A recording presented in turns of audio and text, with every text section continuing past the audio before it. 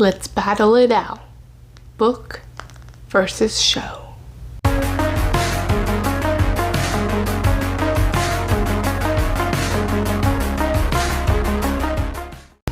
Hi there, welcome to my channel. My name is Crystal and this is Books Forever After, where I sit on my floor. We talk about everything and all things books.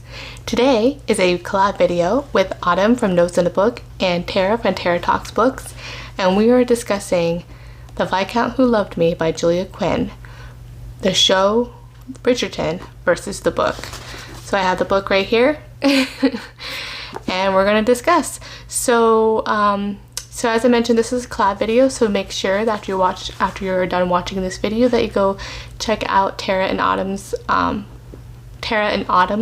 videos, and I will link their channels down below and their videos down below once it is posted.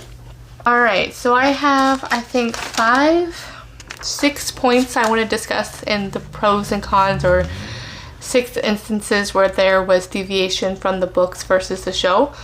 I think overall, I'll give my overall thoughts as well. So I'll start with my overall thoughts. So the show coming out was such an awesome thing. I have been a fan of the Bridgerton series since I think 2010, so about almost 13 years ago. I can't remember when this edition came out. That's when I immediately bought it. But I think it kind of finalized in like 2007. Doesn't matter. Anywho, so I've been a long time fan. I reread these so many times. And I kind of went over my personal favorites in my top 10 historical romance collab video that I recently posted earlier this month, and I will link that one down below. But yeah, so one thing I really enjoyed, the cool changes they made, was the diverse cast. Is great to see, and having that representation for those stories that are not told as often. So that is great. And the changes for Simon, that was great, and Lady Danbury and everything. It's so great to have such a diverse cast. And the other thing I really liked is the fact they're using modern songs in the instrumental music, especially during like the dances and things like that. That it brings like a really nice modern touch to that as well. Really enjoyed that. I did think it was interesting how they're diverting and putting the focus on Lady Whistledown, and mainly on Penelope, and focusing on Penelope. So that's kind of like a part that I'm a little bit wonky on. That's just the show in general. The Featheringtons have such a more dynamic, such a more broader involvement in the show. Sometimes where I think it's kind of, is this the Bridgerton show or is this the Featheringtons show? That's kind of like the feeling sometimes when there's too much focus on that family instead of on the Bridgertons. So on that as well. And then generally, one other thing is also the family aspect, especially between the brothers. You can feel their connection throughout the books a little bit more, especially in the beginning of the series. I want to say the first 4 books, you can probably feel their connection a little bit better. I would say second, third, and fourth, let's just say that. I think for the most part, when it's Anthony and Benedict's and Colin's books, you kind of feel their banter a lot better, and I don't think that is portrayed as much, or is this highlighted as a focus as much in the show. Alright, now that the general, like, just overcast thoughts and things like that. Oh, and then the other thing as well is Lady Danbury, though. I love that she's really a minor character, and I love how they fleshed out her character and brought her more to the focus, on like more the sidelines focus, because she is just so funny in the books, and in the very small snapshots that we see her. So that is great to see. So she was like one of my favorite characters in the whole series, and whenever she popped up, you know you're gonna have such a I don't know, a fun time, and with the banter especially. So great.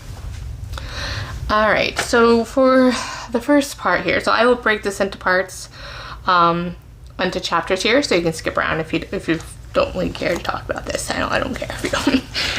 All right, the first one. So the meet cute. So as we know in the show, Kate and Anthony meet while Kate is horseback riding, and that kind of like starts how they start out. In the book, you actually start where Kate is reading the Whistledown Papers, and it starts out with, in her chapter, with Lady Whistledown explaining how the reputation of Anthony and how he is a rake with a capital R.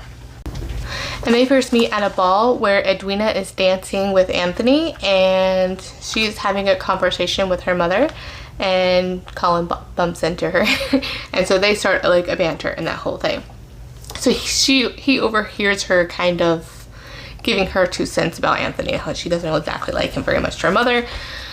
Needless to say, Colin sees that as a way to set his brother up for failure, saying like, hey, you got this in the bag, her sister loves you, so, you know, just be very the exact opposite of what would actually be alluring to her. So that was like really, really funny. Okay, sorry. So in actuality, you know, that meeting was very awkward because, you know, Kate does not like him very much, and so Anthony comes across as pompous and things like that. So, and very, let's just say, snooty and snobby, or just talking down to her, like that whole thing. So that kind of is how it kind of starts off. So 2 separate examples on the entry, and to me, I actually, either one for me, I think these are tied. So the horseback riding and the reputation to Lady Whistledown Papers, I think evenly matched. I think the horseback riding adds a little bit more drama to the beginning stories. It's an opening scene. It kind of just puts you right into, grabs your attention into the beginning. So I would say, if I'm doing a point scale, I would say this is a tie for me, personally. All right, next is Kate's dog, the Corgi, and the Thames. I think it's the Thames. I can't remember where exactly this is. So in this show, this is where Anthony falls into the Thames. I can never say this word right, Thames. Where everyone is canoeing, and this is on the docks as I think Kate is coming out of that canoe, and he trips over behind the dog, kind of like wraps him around, he falls in. Very hilarious and on point. Very, very funny. However, in the book, Kate and Anthony are on their way to meet with Edwina and Lord... Okay, so Rotten Row, my apologies.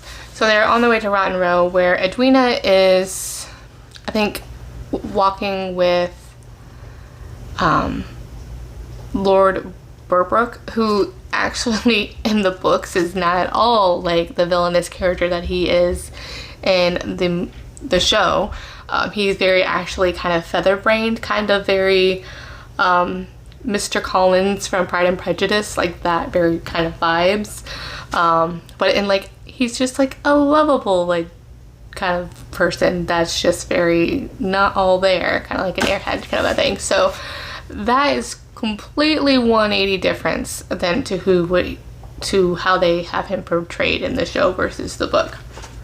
With that said, I think that whole scene of Anthony falling into the lake is actually so much more funnier in the book, because there is just where they are walking Newton, which is Kate's dog, who is a corgi, and he gets loose from her leash. Because once he realizes that Edwina is near, he rips the leash out of Kate's hands and makes a mad dash towards Edwina, and this ensues where Kate starts running and it starts a panic because Anthony's just like, don't you dare start running. He's like that had that whole look of like, don't you dare start running.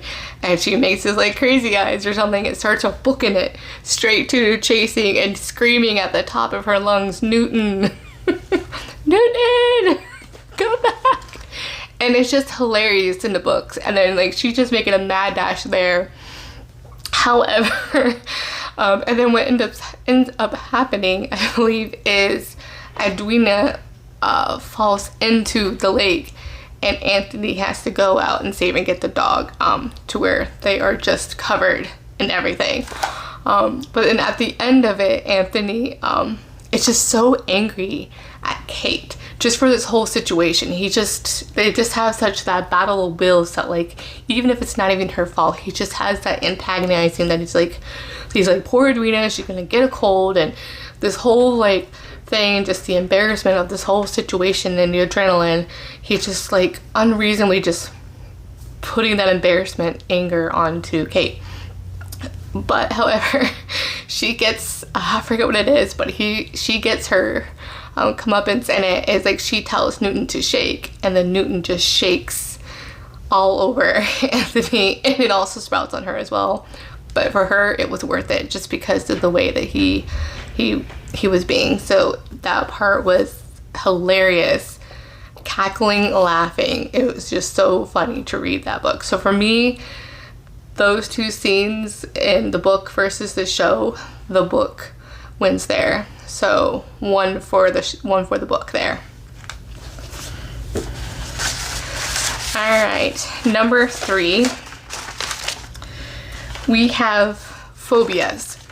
So in the book, it is hinted at that Anthony has a fear of dying early. So he has this, he believes that he's going to die early, similar to his father, and he doesn't want to do so because he'll leave his wife, he doesn't want to fall in love because he'll leave his wife and a family in grief and grieving and such like that. So he fully expects Benedict to take over for him and not bear any children. And that is it. So Kate's phobia, she has a very intense fear of thunderstorms in the book. That is fairly mentioned, like very tossed away in the show. She's actually, it's just like, oh, thunderstorms just make me, I forget what the term was, like uncomfortable, and like her father used to read to her during the monsoons as well. And that is another thing that was really great as well, that is a pro to the show, as I mentioned, for that diversity, is showing that diversity for the Indian culture and talking about the monsoons and things like that. Because in the book, her name is Kate Sheffield, but in the show, her name is Kate Sharma. And I believe it does still have the Sheffield name because it shows that her stepmother is actually a Sheffield, and such like that. So it kind of still has brought that last name in, which is really cool. But yeah, it kind of made it very lackluster, not including the phobias, because that is actually something that connects them in the books, and their relationship is their connection on them overcoming their fears and things like that. So in the book, Anthony has much of a more severe fear, like being portrayed as dying early. He just thinks that he's going to die early, the same exact age as his father, at the age of 38. He just knows that he's going to die early the same way. His father does die the similar way in the book as it does in the show. His father dies from a bee sting. And even in the books, it even mentions that, oh, well, he's been stung before. How can it kill him? And what I really appreciated the author did was she actually did a research on this, and she put this in her author's note at the end of the book, is that it's been historically told that, you know, the second bee sting can kill you if you are allergic, which was not known at the time. So that is actually, that was really interesting, and I really appreciate the research into that as well. So the main part of this that is portrayed of Kate's thunderstorm fear is the library scene. So in the book, there is a library scene where Anthony discovers on his way that there's a candle lit in the library, and that is because Kate is navigating the library to get a book. And so they just have a very intense, dramatic moment, pause, and they carry on their way. In the book, there's a big thunderstorm, and this is at the house party. The same, very similar setup, except Anthony discovers Kate underneath the table, like shaking in fear, like absolutely like frozen, like she's a ghost. He's basically having a panic attack, and he just calms her down and gets her talking, and that's where they have like their first like conversation, and they're like a real connection as the real connection to each other. And it's a very important, I think, plot point to the book, to their relationship, and that. And it kind of helps that situation, I believe, kind of helps Kate, where she discovers she has feelings for him, and that she is okay with letting Edwina, giving him permission to, like, for him to, when she first realized she's okay with him proposing to Edwina. So it's a very, very pivotal moment, and in this one, I'm going to say that the book did better than the show in this one as well. So 2-0 so far.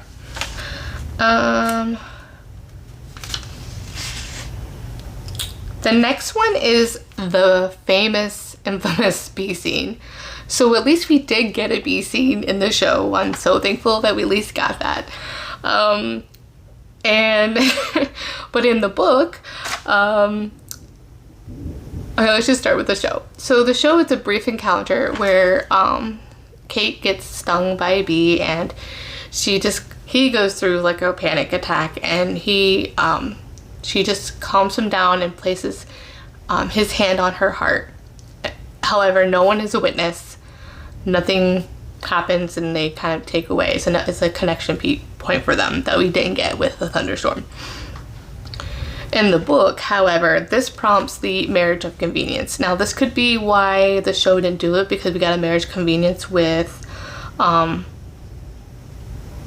Daphne's book.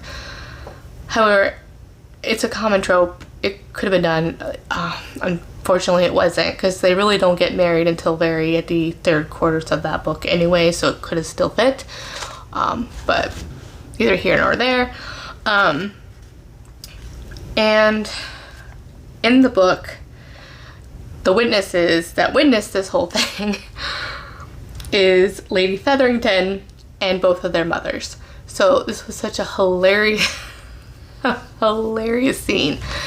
So all of a sudden he sees that they are walking in the garden and having a discussion, and I think where she's about to tell them, I'm okay with you proposing to Edwina, whatever, you have my blessing. And she gets stung by a bee, and now he goes full on shock, and he's all of a sudden becomes adrenaline hyper focused and into like this panic attack that his thing is he must get the stinger out of her. It is near her bodice. He has to get out. So he plucks out the stinger and then just starts, he's like, I have to get the venom out. It's killing you. You're dying. I have to get the venom out. So he puts his mouth near her bodice, and then he is witnessed, as you can tell, by those three ladies. And when Lady Featherington goes, he had his mouth on your boobies. Cracks me up. So he offers for marriage for her right then and there. Like, there's no question, yes, we're getting married. We'll make it the announcement, whatever. So that was hilarious. Oh, goodness. And I'm going to toss in another one, too, as well. But, yeah, it's just funny. Oh, goodness. So that kind of, like, prompts their marriage. It was kind of like a whirlwind marriage. He gets a special license and things like that. It's a very small wedding in there, which I will make that another point.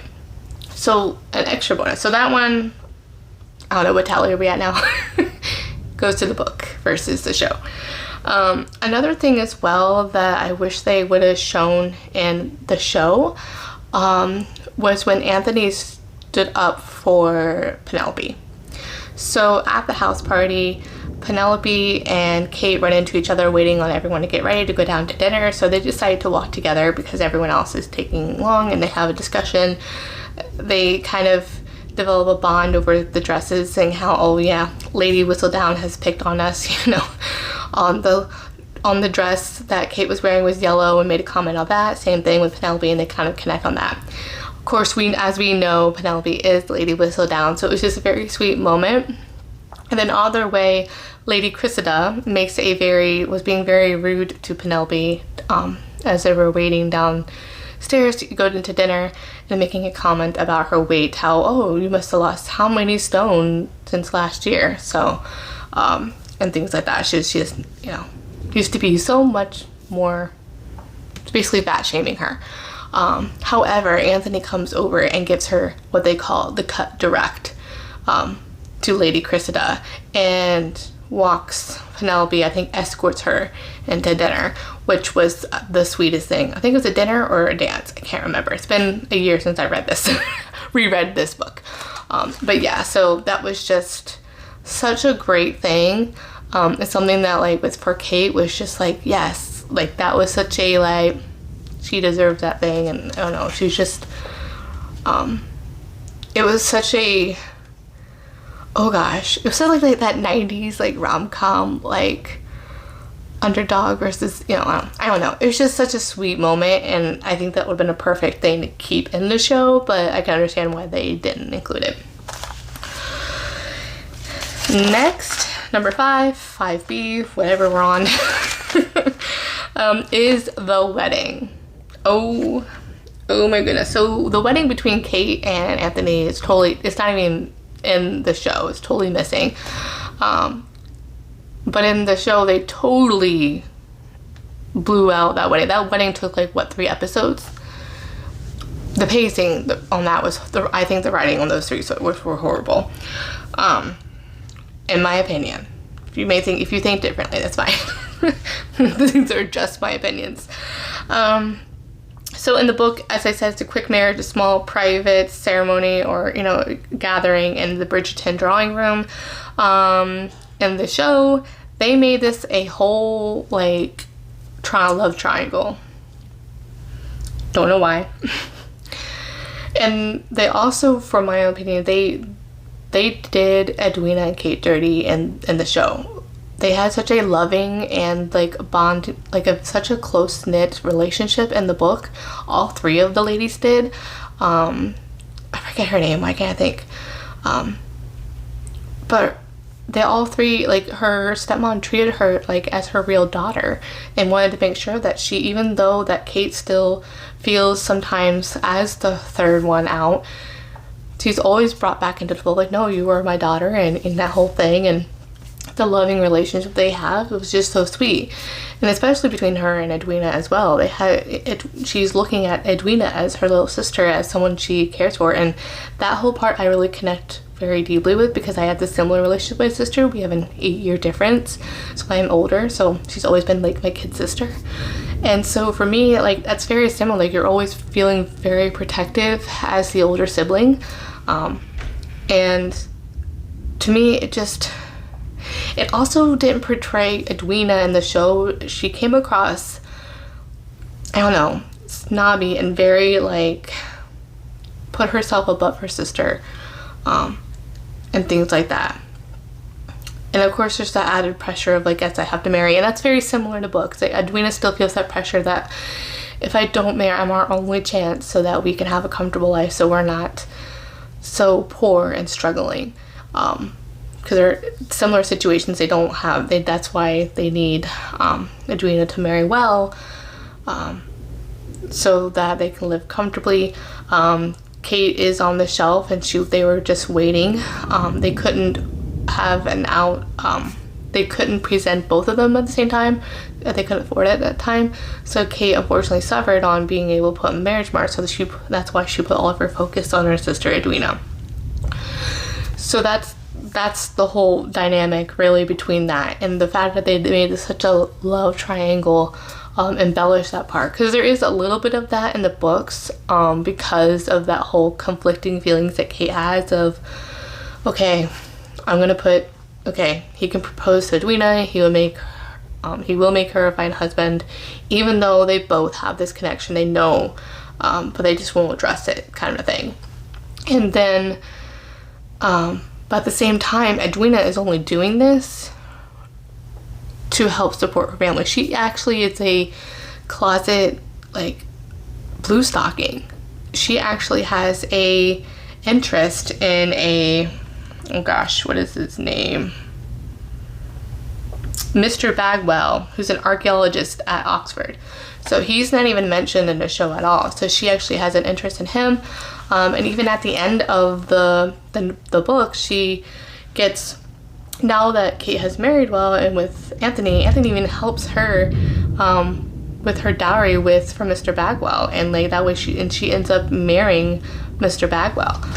So I don't know. That's just part of it. So as we know in the show, they really embellish that, and to where it's a very dramatic thing. At the actual altar at the wedding, Edwina finally realizes that they are actually in love with each other, and the unfortunate part is that she actually developed feelings for Anthony as well. So it's just one of those things that, and it's also heartbreaking because you can tell throughout the show that he has, you probably come to develop a, not exactly loving, but like a respectful relationship with him. You can, with her, they would never have a, the true like love, at least probably on his end or so like that. So you can tell they're just not as well suited as Kate and Anthony are, especially as the oldest siblings. They just had so much more in common and such more of a connection.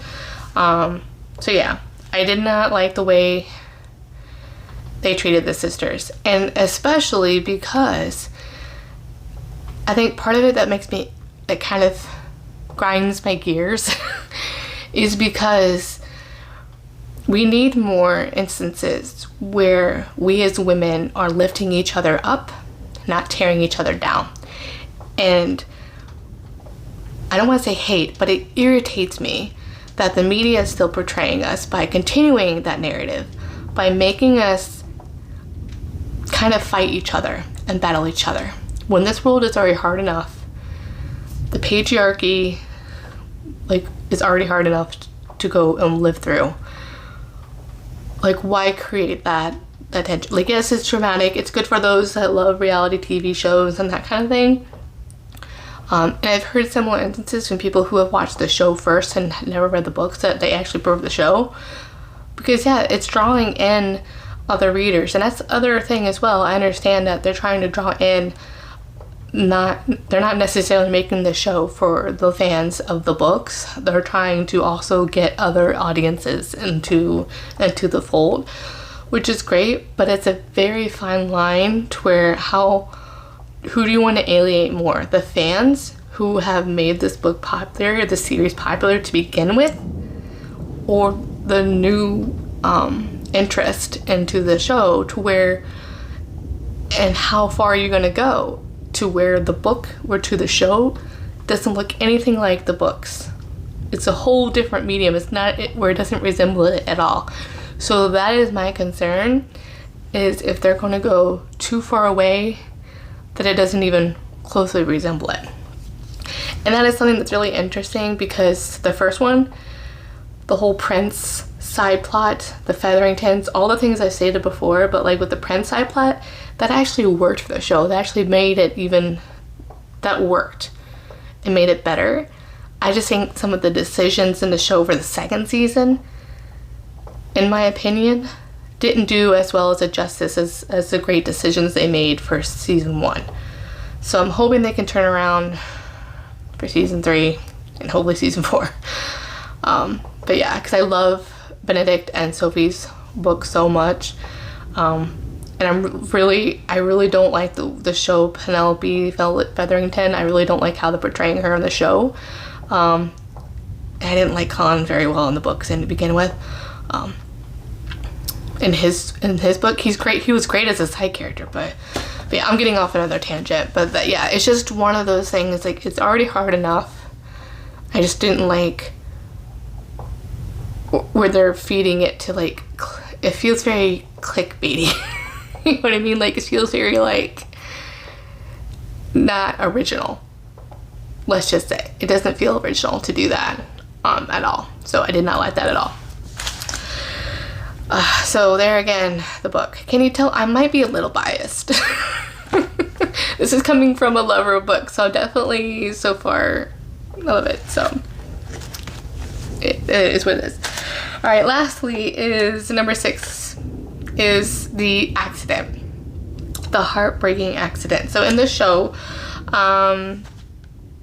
after Edwina's left, after they have their passionate night in that gazebo, I think, which was very weird, by the way, they had their night of passion in the gazebo. Felt very, didn't look as enclosed. It was just strange. So I like the originality in having an illicit tryst in a very interesting locale, but that was kind of weird. But the next morning, you know, Anthony goes to her house to propose because, you know, he ruined her or whatever, but he's still, you know, obviously in love with her. And he doesn't want to admit it yet. She is hurt while horseback riding, so she goes into a long, like a coma for a couple weeks or so like that. And when she comes out of it, she's still, like, in denial with Anthony, things like that. And so that whole back and forth of, like, being with him and things like that, it was just a little overdrawn out. In the book, the accident kind of actually happens towards the end, where they're already married. And this is during, I think it was Mr. Bagwell that Kate was, now that she was married, chaperoning Edwina, I think Mr. Bagwell, at Rotten Row, I believe, again, with the corgi and such. But what happens is some sort of carriage accident happens to where it topples over. I can't remember the exact details. And then Kate is stuck underneath. And Anthony just was rushing towards her in that way when he saw her. I think this all happened while he's on his way on horseback to get to her, because he finally realized that he was in love with her, and he just couldn't wait another second to tell her that he was in love with her, kind of a thing. So yeah, he's like, I had to tell you today. And then all of a sudden he saw one of his greatest fears, that he thought his wife was dead, and he's like, she wasn't responding and things like that. And what ended up happening, she was fine. He just dragging her out of the carriage, and she actually had just broken her leg. And it kind of very happens where she sees that she broken her leg, and he's trying almost to say, to like pouring his heart out to her, but all of a sudden she's like, just passes out by seeing her leg broken.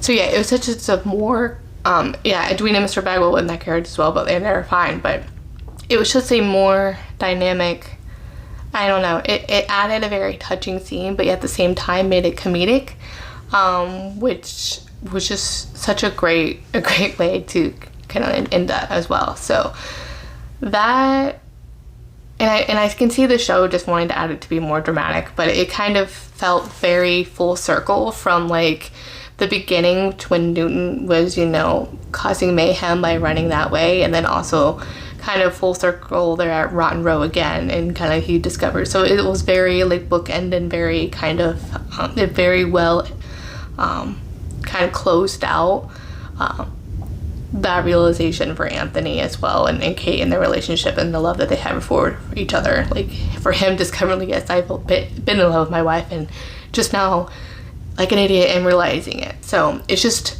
that whole dynamic, I think, was handled very well in the book.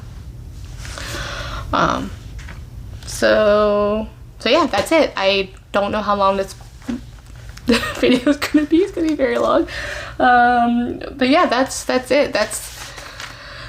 That is all my thoughts. Again, please remember, these are just my opinions. If you have a differing opinion, it is definitely okay. You're not gonna hurt my feelings. Please don't take offense if my opinions are different than yours, but please feel free to let me know, like, what did you like more in the show versus the books, and what did you like about the books, this book versus the show.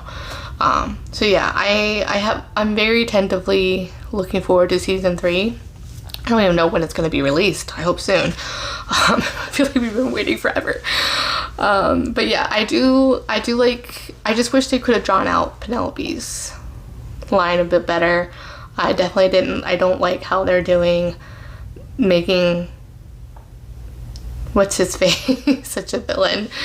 I love how they're embellishing Lady Danbury's story and Violet as well, because she's also kind of like a secondary character. She has, you know, she's in these scenes as well, but she has more of a role here as well as the head of the family, as the maternal head of the family. So, but yeah, there's just certain aspects, and of course that's what you're going to get with different medias as well, and that's also something I'm trying to keep in mind, is these are two different medias. Sometimes they're not always going to translate exactly well.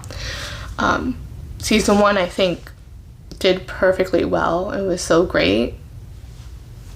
Season 2, it kind of breaks even for me, to be honest. I just hope it doesn't get ruined more for me. And also the third, it's still killing me, because you know how I love things to be in order.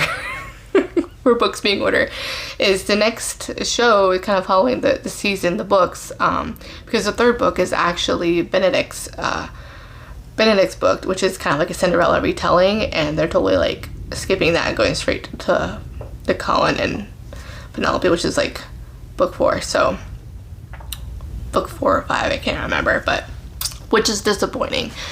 I do say I do like Colin better as a person though, but at this point I'm just rambling. But yeah, that's kind of where I'm at. But yeah, all right, that is it. I'm sure I'm probably forgetting something. Hopefully this was entertaining for you. I would definitely encourage some discourse here on your opinions on that, but please do respectfully as well.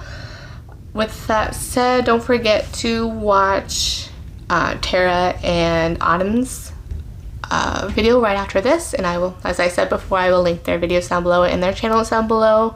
And I will have, as a reminder, I do have my Goodreads and my Instagram linked down below, as well as my Amazon wishlist. Please don't forget to like, subscribe, and hit that notification bell so you can get notified every time I post. Thanks, and I will see you in the next one. Bye.